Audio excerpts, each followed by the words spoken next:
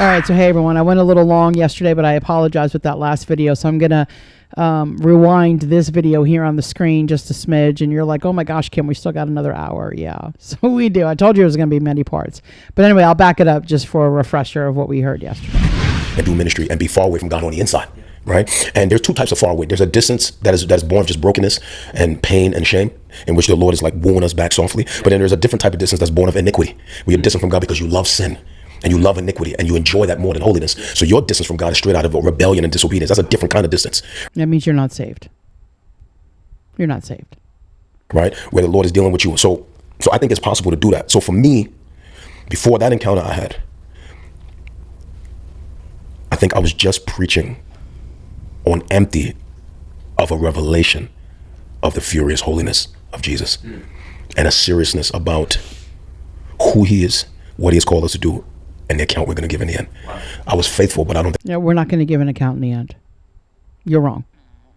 We're not giving an account. I will never give an account for any sin that I've ever committed. My works for the kingdom. And I don't even give an account for that. It's my works. He already knows what they are, right? Okay. I think I was really serious at my core. And I think that's what transformed me. Does that make sense? Yeah. I also used to... No, it doesn't make sense. But to Bryce, it does. Yeah.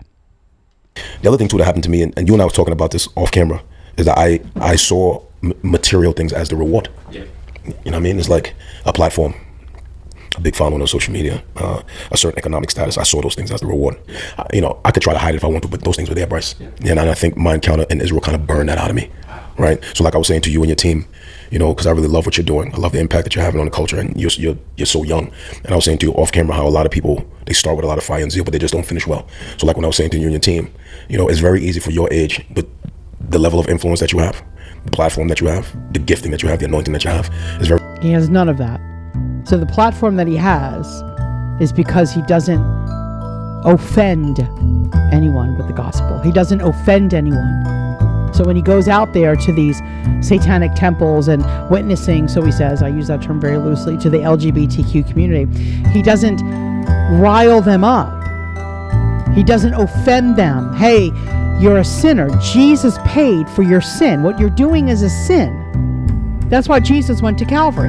But he doesn't say that. He just says, hey, dude, do you mind if I pray over you? Hey, brother, can I pray over you? Hey, do you mind if I pray over you? Oh, Lord, thank you so much. I just ask that you show up to them in dreams and visions. Reveal yourself to them. Isn't that what you're supposed to be doing? Tell them about the gospel? Okay. Very easy for you to see opportunities as the reward.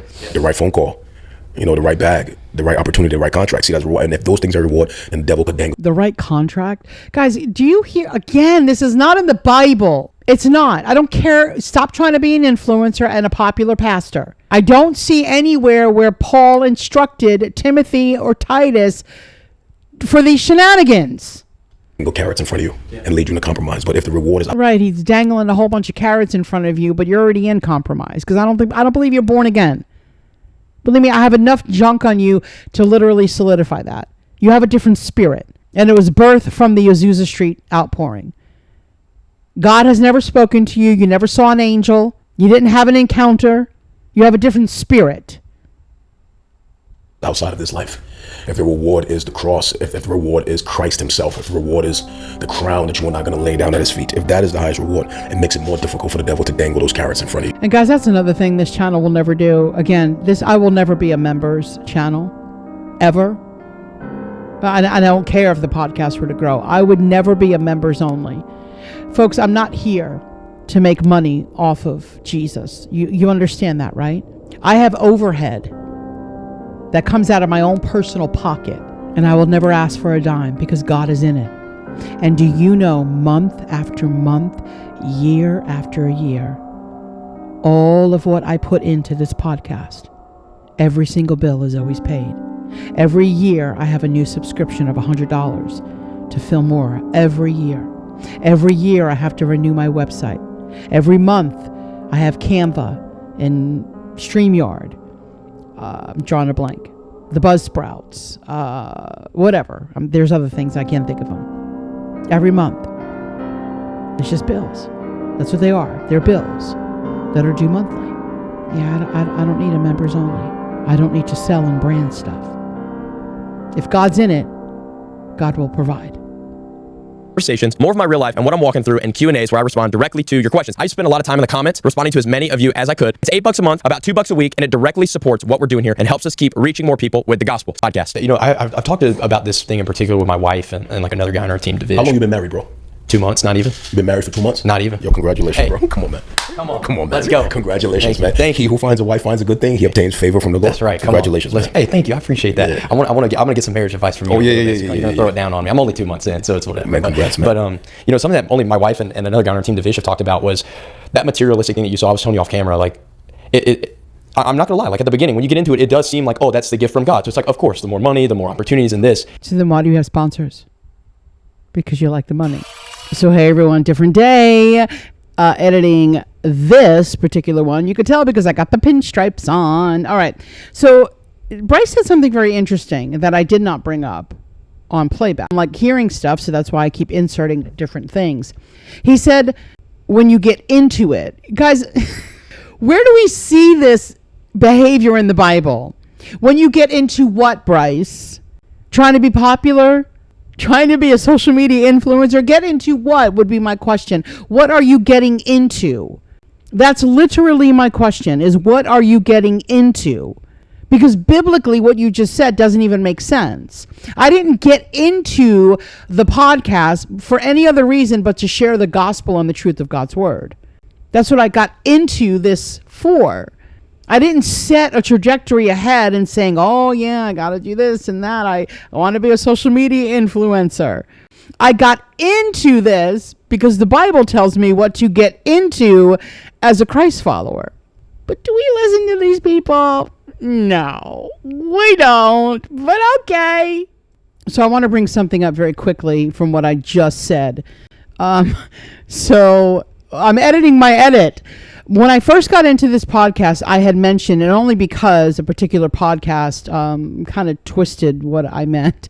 When I got into this podcast, I wanted this, what I'm doing here, to literally be like my job, right? I wanted to do the podcast full time. So in doing that, I did have goals in mind because that's what I was seeing online, was to have sponsors or things of that nature, right? But my intent when I got online was never video. It was a podcast. So that's where my thought process went, is you hear it on the podcast and da-da-da-da-da. But I'll be very clear, just because I wanted that, again, I'm very honest and organic on this podcast. I've never lied to anyone, so you can say whatever you want.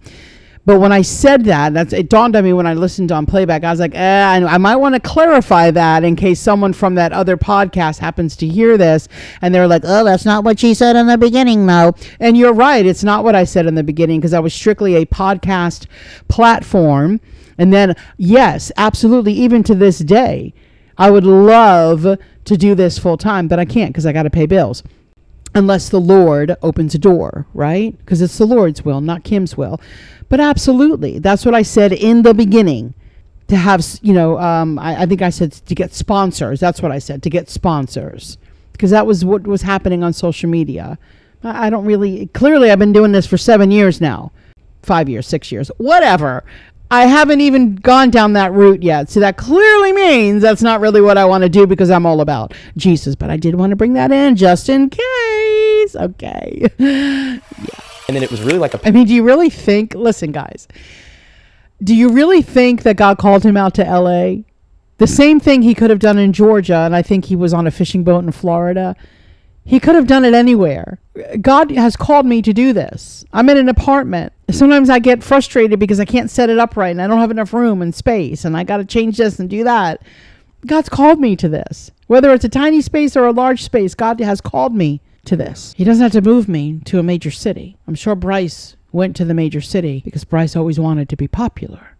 Past couple months, I started getting sobered, and I was like, that's not success. That's not success. And so then it really, what it's done to my heart, and I'm really having a hard time with this, it's made me so brokenhearted. It makes me just want to say no to everything. Like, that's what it makes me want to say the total opposite. At first it was, I got to say yes to everything, partially because it's, opportunity is never going to come again. Of course it's from God. And then the shift changed, and it's what was never about opportunity in the first place. Like, God, thank you that you have given me strength to see that and know that. But now it makes me go like, it almost makes me have trust issues with people. I'm like, do you really like care about me, or what do you want from me? I don't want to say no to that and that, and I don't want to show up and do that thing anymore or do that. It makes me just kind of want to like isolate. But how do you, and that's what I'm really wrestling with. It's like, how do you differentiate a no versus Satan trying to get you to shelter in and not do what God's called you to do? Yeah, I think this is an area I'm still growing in, right? I want to be fully transparent, right?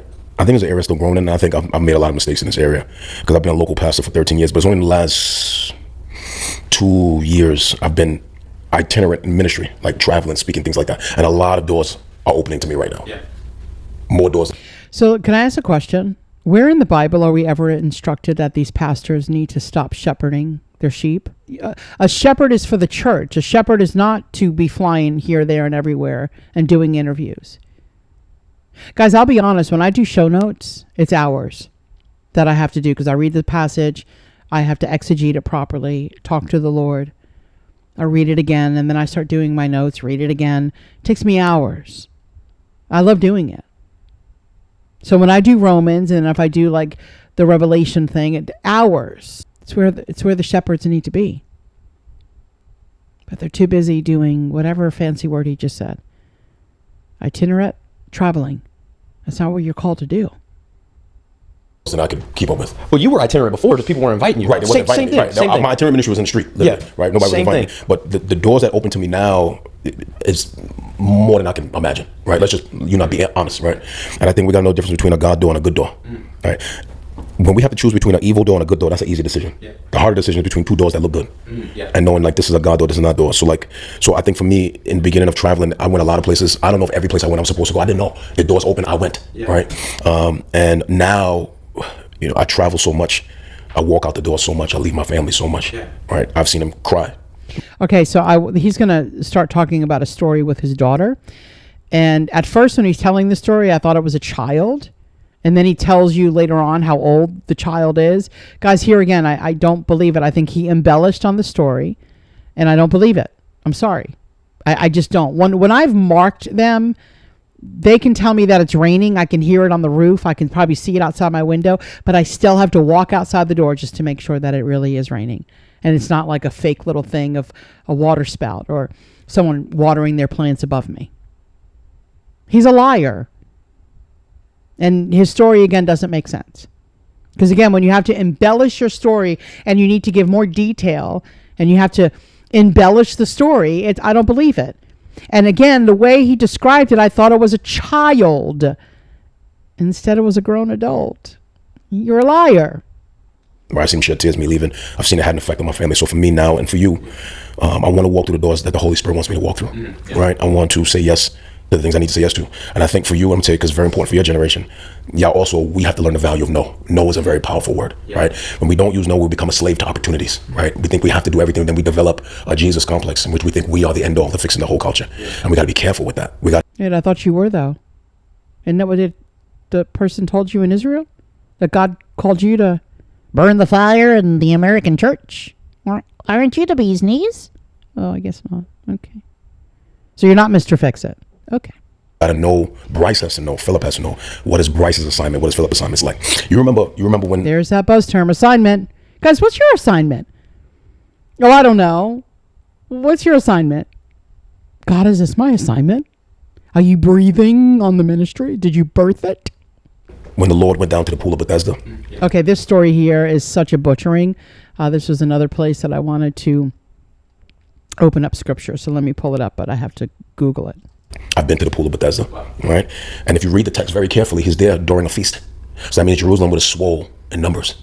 Normally there'll be a handful of people hanging around that pool, but if we read the text right and we understand culture, it might have been a couple hundred people around that pool because it's happening during a feast. Yeah. How many people did he heal that day? How many? One man who had been there 38 years, right? So now this is the way I study. I'm a pictorial person, so I'm putting myself in the text. So why are you putting yourself in the text? Mistake number one. If you and I put ourselves in text, I mean, Jesus went down to that pool and he had to step over people to get to that one man. Okay, so I want to put a picture on the screen because, again, he's saying something that's not true and he didn't do any research. So Jesus is not stepping over people. So the pool of Bethsaida is actually two pools. So you can see it here. Let me put this on the screen. Hold on. See the photo here. This is the pool of Bethsaida. So it's literally two pools. And as you can see, this is the map. So I don't think Jesus was stepping over people. It's literally two pools. And hey, what do I know? I'm just a female. He had to walk past people to get to that one man. Excuse me. Okay, pardon me. Pardon me. He had to get around all those people to get to that one man. Yeah. He heals how many people? That one man. Now, could he have healed more? Maybe. We don't know. Okay, I don't like that, and I wrote that down. Could he have healed more? I don't know. Maybe. We don't know. Could he have? Who would ask that? Well, he absolutely could have. There was a purpose behind the healing of the gentleman at the pool of Bethsaida. Right? Your unbelief and your belief. It's a spiritual healing. Same principle. The gospel writer didn't give it to us, but what the gospel writer did give is a pool full of sick people, and Jesus heals one man. His assignment that day was that one man. Right? His assignment that day was that one man. Can't make this stuff up, but we still follow him. Right? We gotta have the same discipline to know what is our assignment and what is not. Every crime. So now we're comparing ourselves to what Jesus did at the pool of Bethsaida. Jesus, right? Okay. It's not my assignment. Every open door is not my assignment. We have to have enough discipline in our own soul. What does this have to do with the guy at the pool of Bethsaida, guys? Absolutely nothing. To not be so platform driven, to think that every door that opens, I need to be on that platform, right? So we got to have for example, I don't know if I should say this on the podcast. Okay, so he brings up something very interesting here. And it's kind of made its social media rounds since this podcast was aired. But he talks about being invited to the White House for their something or other. Guys, I want to be very honest. I want to be very direct, and I'm going to look right here in this camera. And I want you to hear me, and I want you to hear me well.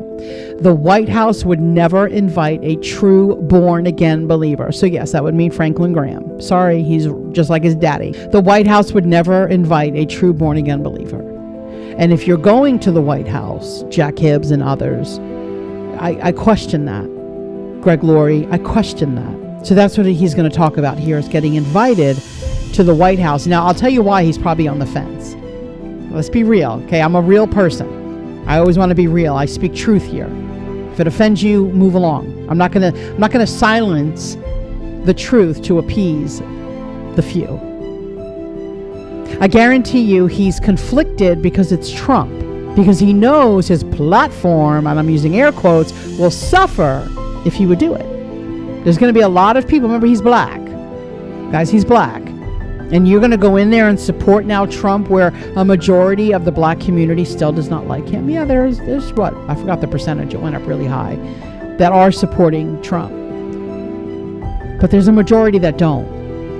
And you're going to lose that audience. You're going to lose that money. You're going to lose the people in your church.